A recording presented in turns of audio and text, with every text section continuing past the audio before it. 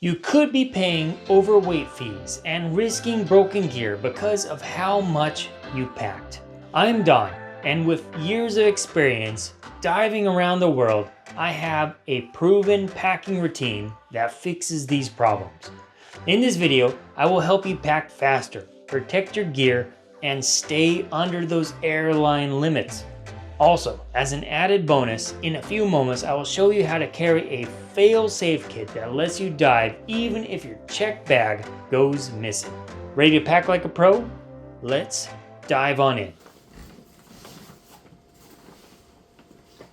The bag you choose decides what is possible before you even ever start packing. It sets your ceiling capacity, protection, and ease of movement from airport to boat. Most economy tickets cap a checked bag at about 23 kilograms or 50 pounds. Some fares or routes allow 32 kilograms or 70 pounds, but confirm your exact allowance before you pack and always plan for the leg with the most restriction unless you're capable of repacking in between. Scuba gear is bulky, oddly shaped, and some pieces are fragile. So your bag must balance lightweight, flexible capacity, and real protection. Let's look at the great debate of hard shells versus soft shells and duffels. We'll take a look at each and judge the pros and cons so that we can find the right match for you. A hard shell luggage often can be made of very light material and maximize internal space due to some very fancy shell materials that increase the cost sometimes dramatically the more fancy you get. These can be expensive, generally are light, and can be quite pretty with custom colors, but breaks in the shell can spell doom to the luggage. However, they are the primary go-to for most travelers. They do dominate a lot of the market today, but one thing to note is they don't do a great job at protecting the insides from shock absorption. Soft shells, on the other hand, are quite cheap and generally more durable. Soft-shell luggage allows a little bit more wiggle room with space and are repairable, although they are generally quite a bit heavier eating into that limited weight allowance. Then there are the wheeled duffels, which are super light and allow much more flexibility with its soft walls for, of course, the odd-shaped dive gear. There are even specialized duffels for diving with a more sturdy frame and stiffened base so the bag does not sag under loads with durable wheels, including special compartments that make sure your dive kit is held together in place fairly well. Although that can be a double-edged sword as it has minimal structure and support to internals, leaving most packing care to the packer, similar to the hard shell. What's your personal experience with these different types of luggage? Let me know in the comments below. I'd love to hear your own personal thoughts and experiences. For myself, I often travel with soft shell luggage, and I've had good luck with it all these years. It's worth noting the common failure point in a lot of luggage tends to be the wheels. Some are replaceable and some are hard to find additional wheels to replace them with. So that might just be the end of the luggage itself. Either way, durability is non-negotiable because dive gear is heavy and travel can be rough. Especially pay attention to the wheels, particularly if they're replaceable or not. As mentioned from my experience, the common failure point tends to be the wheel, so having a spare replaceable wheel on long trips can prove beneficial. Next, let's talk about the ability to organize. It's a quiet superpower that saves time and protects those fragile pieces. You'll want a collection of small bags, Ziploc bags, or sacks to compartmentalize different categories of items and make it easier to find things in your luggage in general. The last thing you want to experience is to take things out looking for one thing and having to figure out the Jenga pieces to put them back in the perfect way to make sure your luggage can close, all because you needed that one thing. There's of course easier ways to pack to make your life a little bit easier, and that's compartmentalization. Also, you can use internal compression straps to keep the load from shifting during tosses and turbulence. Some specialized bags have a long side pocket that fits fins or a rolled wetsuit that can free the main cavity for delicate items. Often the fins are the most challenging pieces to pack. And one pro tip that you can often use a wetsuit to protect your delicate bits like your regulator. It's already soft and cushy. It can definitely absorb some shock for your regulator. For all luggage though, size and portability deserve a thought before you buy. Oversized bags tempt you to overpack and make tight spaces on small boats awkward. Not to mention, often taking you over that weight limit allowance for air flights. They're non-negotiable. They don't care how bag your is. And some flights might not even like your oversized bag. Pick the smallest bag that can carry your core kit and still close without stress. If you ride in small vans or skiffs, make sure you can lift the bag yourself, up a ladder, or even across a beach. Your bag choice is a foundation of the whole trip. With the right bag chosen, the next step is loading it in a way that protects your gear and unlocks that hidden space inside of it.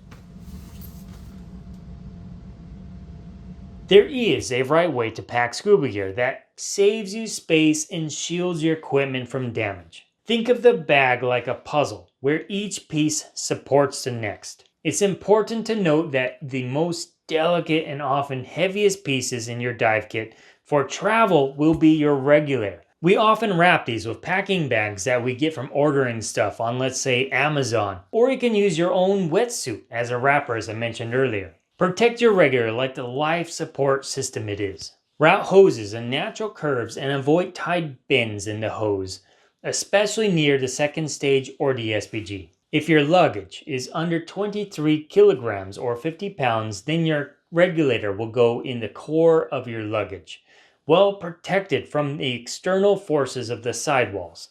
If it cannot fit, it is the best candidate to go on your carry-on. But some considerations of what to put in first are small items that are durable, like dive torches, accessories, DSMBs, travel fins, etc. Ideally, nothing sharp. From there, put some other things like gloves, dive shoes, dive booties, hoods. You can make cushion from those accessories. The BCD then goes on top of those. Lay it flat, and if you have a backplate, you can consider it being attached or separated, but put them in nice and neat. And generally, I like to put the regulator package wrapped on top of it. Of course, if it can fit. But make sure to position the BCD where the inflator and dump valves are not crushed and the bladder is not sharply creased. The idea is to place the regulator mid-bag surrounded by soft layers, not at the hard edges or directly under the lid where impacts concentrate. Frame the sides with your fins to create structure, and you can use the foot pockets to protect more fragile items like your mask, compass, or dive computer. Run the fins along each sidewall with the rails facing outward and the foot pockets toward the center if they fit. This builds a protective channel and stops the bag from collapsing inward during handling, especially for those soft sidewalls like a duffel bag. If they don't fit, you might take your chances and try to put them on or in your carry-on. If you're feeling extra bold, you can even wear your BCD as a fashion accessory onto the airplane. Just a word of warning though, I have been stopped and accused that fins are not allowed on the plane, with no explanation given, and it created quite a frustrating experience on a dive trip that I've been on. So be discreet if possible. Apparently, maybe fins could be used as weapons. So next, let's talk about that wetsuit. It can go in as a wrapper for a regulator or protective layer for the BCD. The goal is to sandwich the BCD with neoprene from hoods, gloves, or boots below it, and a wetsuit above it, also protecting the regulator as much as possible. From there, place your clothes in, rash guards, and or skins on top to give more cushion and ensure there is no negative space for things to freely move around in your luggage. Fill the gaps as best as you can. Your mask deserves a hard case. The fin foot pocket works, but I often still put my main mask and dive computer in a case, and a spare mask and dive computer in the foot fin pockets. As mentioned, you can put that dive computer and any transmitters with your mask in a small rigid case, and also fill that case with socks or padded pouches. Optionally, but it's not a bad idea to slip some silica gel packets in to fight humidity and keep the inside of the bag dry. You can see why that's a bigger concern with scuba gear. If you have any accessories like chargers or cradles, you can put those in an individual bag and try and fill some of the negative space with it. You'll also want to group tools, O-rings, zip ties, bolt snaps, mouthpieces, fin straps, and defog into a pouch that acts like your Save a Dive kit. And of course, that Save a Dive kit can be a sacrificial padding between hard objects and anything with a lens or screen or hose.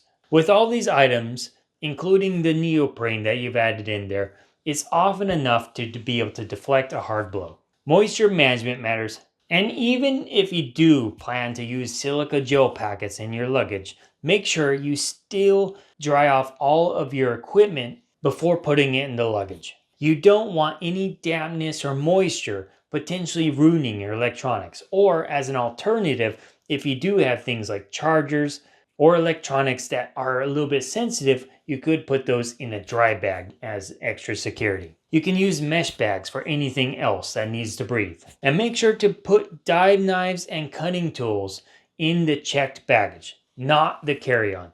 Use controlled luggage pockets for those so that they are contained and away from fragile bits in your luggage. It's worth noting that some knives are not allowed in some countries, even dive knives, so those might be confiscated. You might want to make sure that where you're traveling to is going to allow it. Usually line cutters are okay, and they might be a little bit safer option than a dive knife. And leave weights at home. Rent them on site and save both mass and money. If you ever transport a cylinder, it must be completely empty with valve open or removed per your carrier rules. But renting is often the smartest choice. Spare lithium batteries must ride in your carry-on with terminals protected with plastic cases. Installed battery devices are usually fine, but depends on the size of the battery and airline protocols and requirements. Loose lithium batteries should never be in checked-in bags and always in the carry-on. But always verify the specific rules of your airline because it can vary quite widely. And always pack according to the most strict leg of your entire trip. Unless, of course, you want to repack and you have the ability to. And a pro tip is to go ahead and bring a small little luggage scale so that you can weigh your bag ad hoc before you actually get to the airport. This will be especially important when you're traveling back home. You'll want to weigh your bag before you head to the airport and aim to be safely under your limit. With that portable weight scale, you'll be able to empower yourself to balance the weight in between different bags. If you are flirting with that allowance, decide what is smarter to rent locally and what really you must bring with you. With your bag locked in and damage proofed, it is time to prepare the in-flight safety net that keeps your trip alive when something goes sideways. But first, if you're enjoying this video, now's a great time to like and subscribe. It supports this growth of the channel, and I truly appreciate it. I post weekly content to help divers grow their skills, build confidence, and explore the ocean with curiosity and care. And by the way, if you're looking to be up to date with the latest and greatest of scuba, I have a monthly free newsletter in the description. Feel free to sign up for it. You land on a tropical island with afternoon dives booked, and the carousel goes silent with no sign of your bag. In the past, that would have wrecked your day and definitely your mood.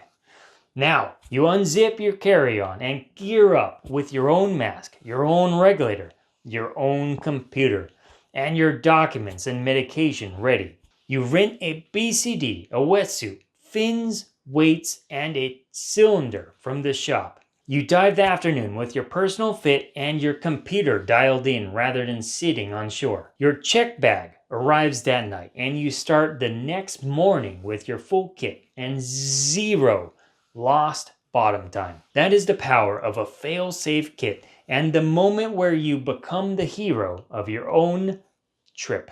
Before you head to the airport, confirm your carry-on size and weight allowance because regional jets and small island operators can be stricter than major airlines. If your bag feels heavy at the gate, shift chargers, cables, or other dense items to the jacket pockets temporarily and restore them after boarding. Move things deliberately and keep the essentials easy for security to inspect without unpacking everything. Now, let's take a closer look on what to include on your fail-safe carry-on.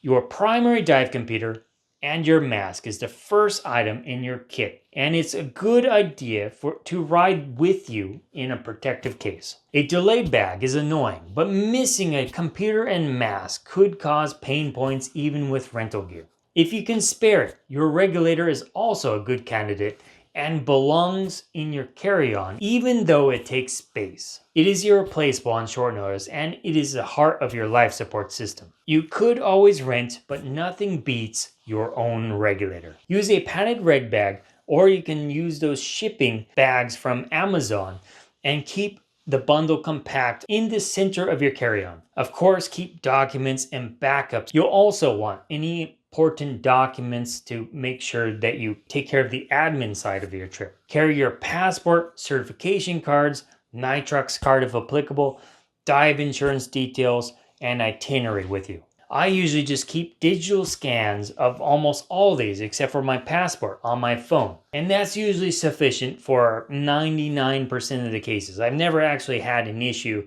with even my certificate cards, just pictures of them, and those are usually sufficient in almost all cases. So you can keep them on your phone or in the cloud. Another consideration for your carry-on is prescription medications and seasickness remedies that you'll want to live in your carry-on. And ideally, a travel first aid kit, just in case. Carrying this all in your carry-on just makes it easier in case things go wrong abroad, and so you don't need to hunt down that rare mystical pharmacy in an emergency. Of course, all lithium batteries must also ride with you in the cabin with terminals protected. Some other considerations for your carry-on would also be a swimsuit or rash guard, a travel size defog, a microfiber towel so you can get in and out of the water without your check bag. A few sets of clothes is also a nice to have too. You can still have a bulk of your clothes in your luggage, but have some with you so you're basically not having to re-wear the same clothes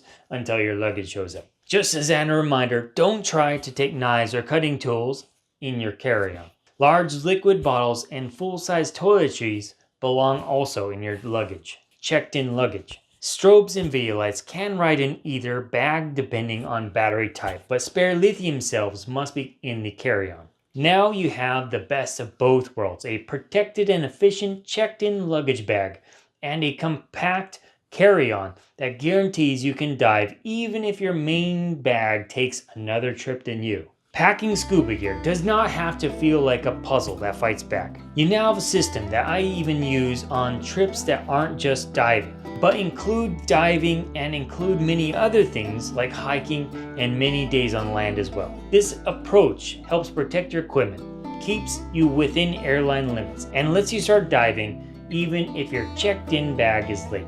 And believe me, I have seen far too many divers show up with great expectations for their diving, and unfortunately their luggage didn't make it. So this tip might save your dive trip in the future as well. And by the way, I mentioned a dive kit is great to pack and bring along. I go into this in a lot more detail here. And if you're going on a trip, you might also be concerned. The more you know, the more you'll love and protect the ocean. Until next time.